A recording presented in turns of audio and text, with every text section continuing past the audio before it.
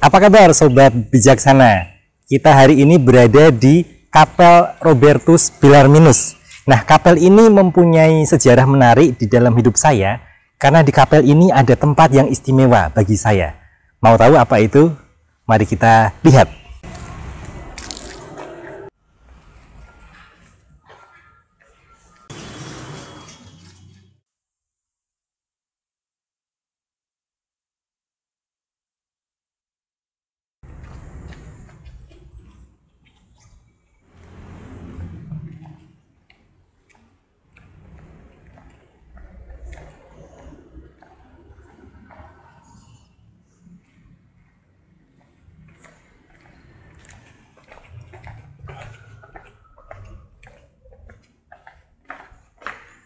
Nah, kalian tahu ini apa?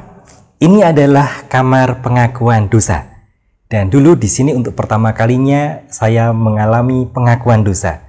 Maka tema kita hari ini adalah mengenai dosa.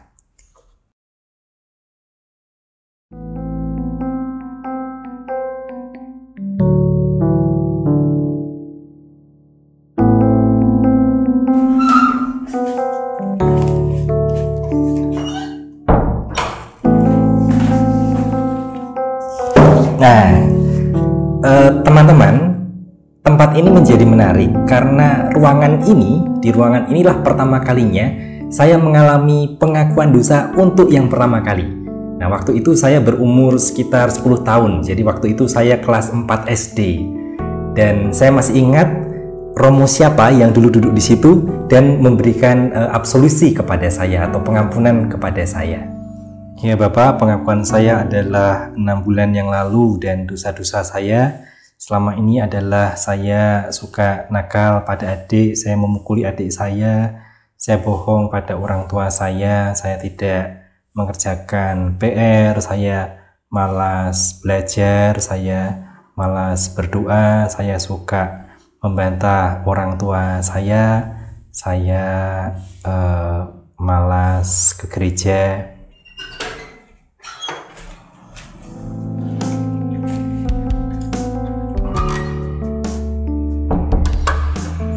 Nah, apakah kalian masih ingat gimana rasanya ketika kalian mengalami pengakuan dosa untuk yang pertama kalinya? Mungkin ada perasaan deg-degan, itu dulu yang saya hadapi juga seperti itu.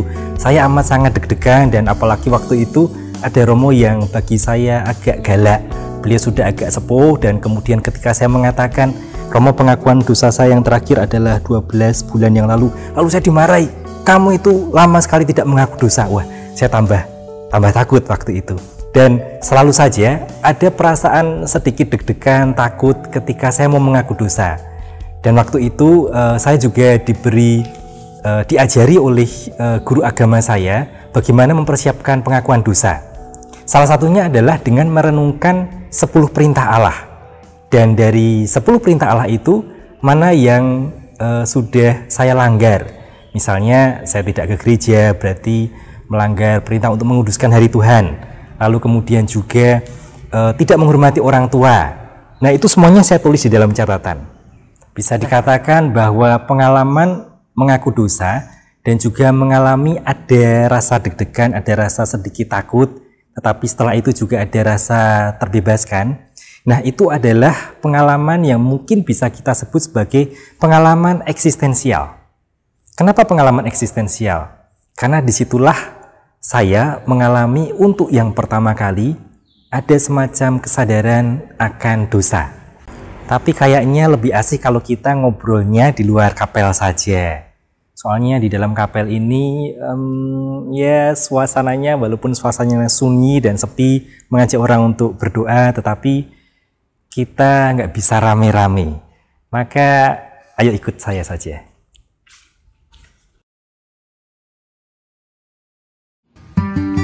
Sobat bijaksana, kita lanjutkan pembicaraan kita hari ini mengenai dosa. Tentu bukan sesuatu yang menggembirakan kalau kita bicara mengenai dosa, karena dosa itu memang bukan sesuatu yang kita inginkan dan kita sukai. Tetapi mari kita mencoba untuk merefleksikan lebih dalam pemahaman kita dan juga mungkin penghayatan kita mengenai dosa, supaya kita bisa membangun hidup yang lebih baik. Pertama-tama kita akan melihat pengertian dosa. Kita bisa memahami dosa pertama-tama sebagai pelanggaran. Nah, kita bicara mengenai pemahaman legalis. Selanjutnya, kita juga bisa melihat dosa sebagai sebuah keretakan hubungan dengan pribadi yang lain. Nah, di sini kita bicara mengenai pemahaman yang relasional, seperti yang digambarkan oleh gambar yang ada di depan layar Anda ini. Ini adalah sebuah lukisan dari seorang pelukis Rusia. Ini mengambil inspirasi dari kisah kembalinya si anak yang hilang di dalam Injil Lukas bab 15. Selanjutnya kita akan melihat pemahaman dosa sebagai sebuah tindakan untuk mencapai kebaikan, tetapi kebaikan yang jangka pendek. Padahal ada kebaikan yang sebetulnya lebih jangka panjang. Apa itu? Nah, nanti kita akan membicarakan bersama-sama. Selanjutnya, di akhir pertemuan ini kita akan bicara mengenai peran pemahaman dosa dan juga peran mengenai dosa di dalam kehidupan moral kita. Apa dampaknya dosa bagi hidup moral kita? Yang pertama, mari kita lihat pemahaman yang pertama mengenai dosa, yaitu pemahaman bahwa dosa itu adalah sebuah pelanggaran. Tadi saya mengajak Anda untuk melihat tempat yang berkesan di dalam kapel Bellarminus, kapel yang saya kenal ketika saya masih kecil. Dan di situ untuk pertama kali saya mengalami pengakuan dosa. Nah, ketika saya mengaku dosa di sana, saya membuat daftar dosa-dosa saya dengan berangkat dari 10 perintah Allah. Saya melihat manakah yang merupakan pelanggaran saya, perintah-perintah Tuhan manakah yang saya langgar. Nah, di sini kita melihat bahwa sebetulnya dengan melihat dosa sebagai pelanggaran terhadap perintah Allah tertentu, berarti kita melihat dosa sebagai pelanggaran terhadap hukum Tuhan. Nah, pelanggaran terhadap hukum Tuhan ini berarti membuat orang untuk melihat bahwa moralitas berarti mematuhi hukum. Berarti orang yang baik itu orang yang mematuhi hukum. Orang yang tidak baik berarti orang yang melanggar hukum. Tetapi bisa terjadi bahwa ada orang yang tidak melanggar hukum, tetapi sebetulnya perilakunya itu justru malah bertentangan dengan semangat yang ada di balik hukum itu. Misalnya, ada aturan jangan membuat bunga pinjaman yang tinggi di dalam perkara peminjaman. Orang bisa saja mematuhi aturan itu, tidak menarik bunga yang tinggi, tetapi bisa jadi dia menarik uang jasa yang lain yang jumlahnya bisa lebih tinggi daripada bunga. Nah, ini adalah dosa yang kita pahami sebagai ketidaktaatan. Selanjutnya kita akan melihat pemahaman dosa yang kedua, yaitu dosa yang kita pahami sebagai rusaknya hubungan dengan pribadi tertentu. Dalam hal ini kita bicara mengenai dosa sebagai rusaknya hubungan kita dengan Allah. Pertama-tama kita memahami bahwa pewahyuan Kristiani menampilkan gambaran Allah yang berelasi dengan manusia. Kita berelasi dengan Allah. Nah, dalam pewahyuan ini, dosa bukan pertama-tama sebagai melanggar aturan-aturan tertentu, tetapi dosa berarti menyakiti hati Allah, seperti halnya kalau kita menyakiti hati seorang teman baik kita. Di sini sebuah relasi itu menjadi rusak karena ada perbuatan-perbuatan kita atau tindakan kita, kata-kata kita yang menyakiti hati teman itu. Coba kita ingat, kita pernah berkonflik dengan teman kita, bertengkar dengan teman kita, tetapi suatu ketika bisa berdamai lagi. Mungkin karena persoalannya tidak terlalu berat, tetapi bisa jadi perbuatan-perbuatan kita itu sungguh-sungguh membuat teman kita merasa terluka.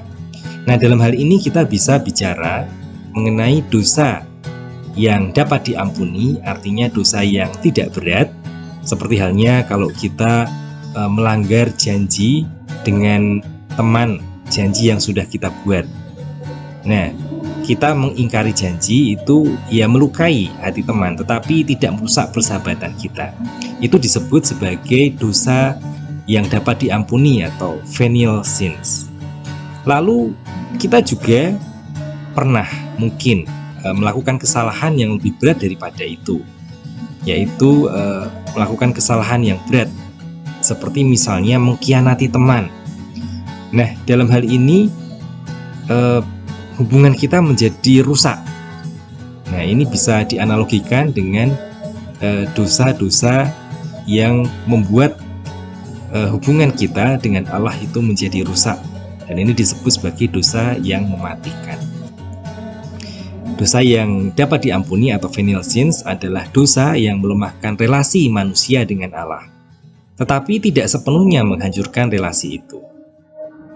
Sedangkan dosa yang mematikan atau mortal sins adalah dosa yang melibatkan pelanggaran berat, sehingga perbuatan atau dosa tersebut mematikan relasi dan persahabatan kita dengan Allah.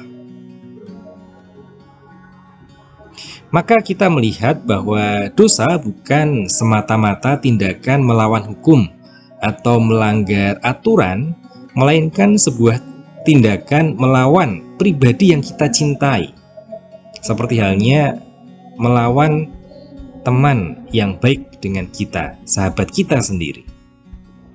Maka rekonsiliasi bukan sekedar menghapuskan dosa. Sakramen pengakuan dosa itu bukan sekedar upacara atau ritual yang membuat kita kemudian bersih kembali dari dosa-dosa kita karena dosa kita sudah dihapus, melainkan rekonsiliasi atau sakramen pengakuan dosa itu memulihkan keretakan relasi kita dengan Allah yang telah terlukai oleh tindakan-tindakan atau perilaku kita.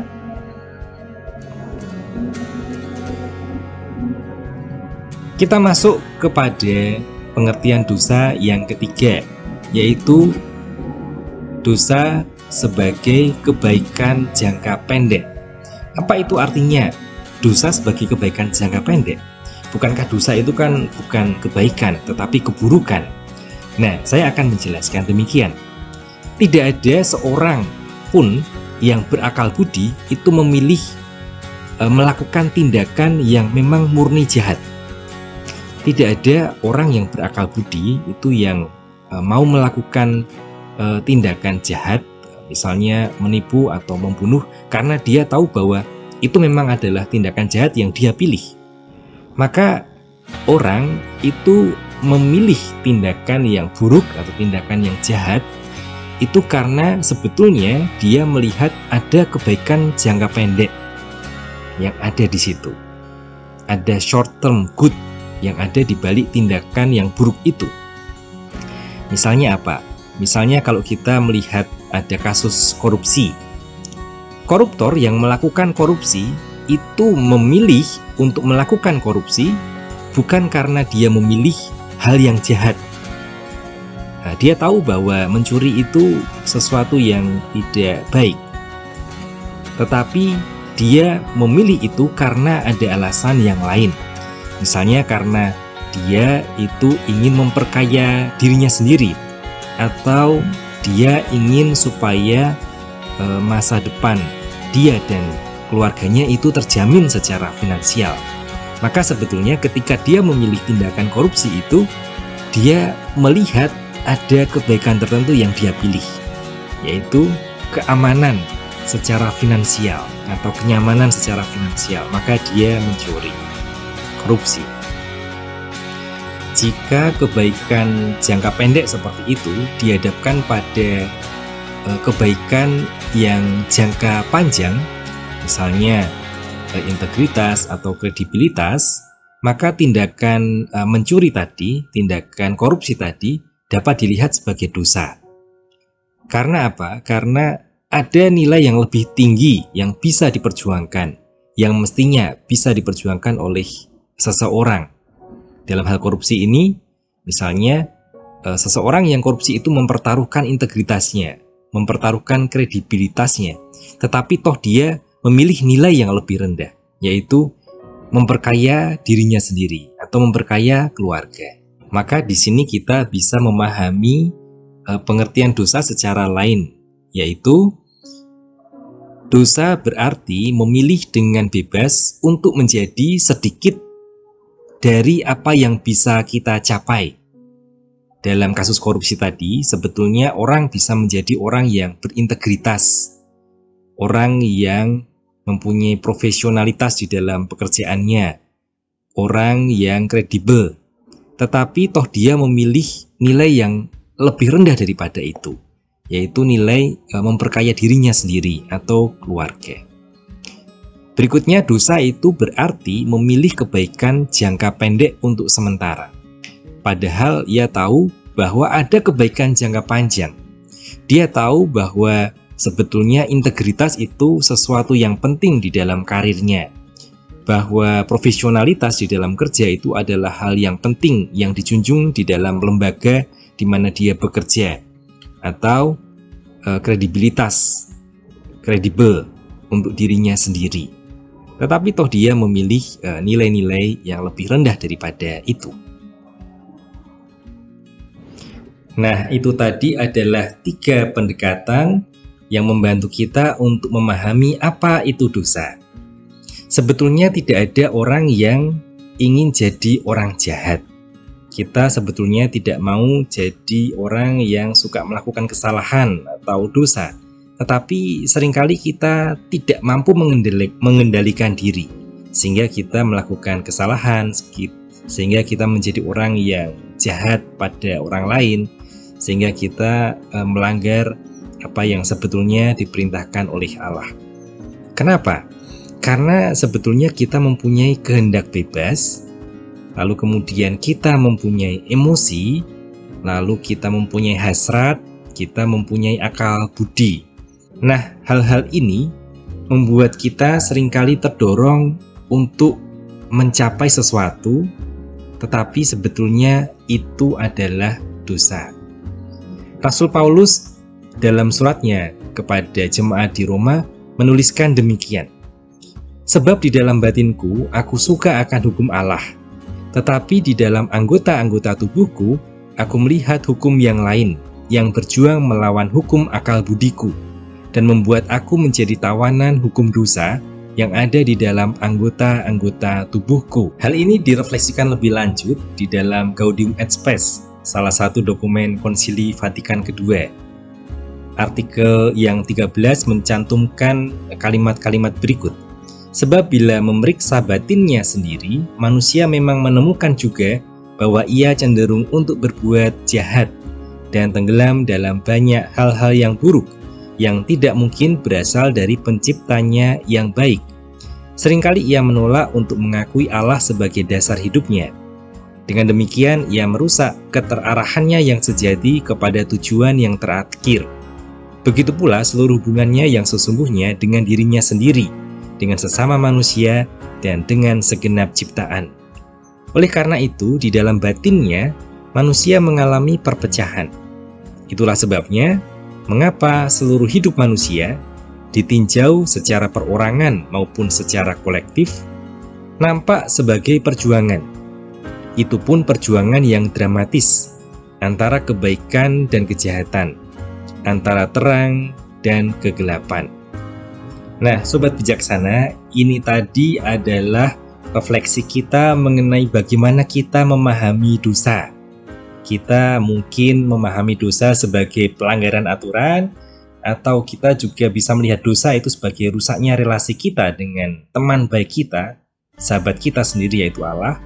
Dan dosa kita bisa lihat juga sebagai pilihan-pilihan jangka pendek, pilihan-pilihan terhadap nilai yang lebih rendah walaupun sebetulnya ada nilai yang lebih tinggi. Nah, kalau saya sendiri seringkali saya melihat dosa yang mana ya, kadang-kadang bisa sebagai pelanggaran aturan, tetapi juga sebagai rusaknya hubungan dengan Allah. Tetapi saya juga seringkali memilih pilihan nilai yang lebih rendah walaupun saya tahu ada nilai yang lebih tinggi. Kalau sobat sendiri gimana?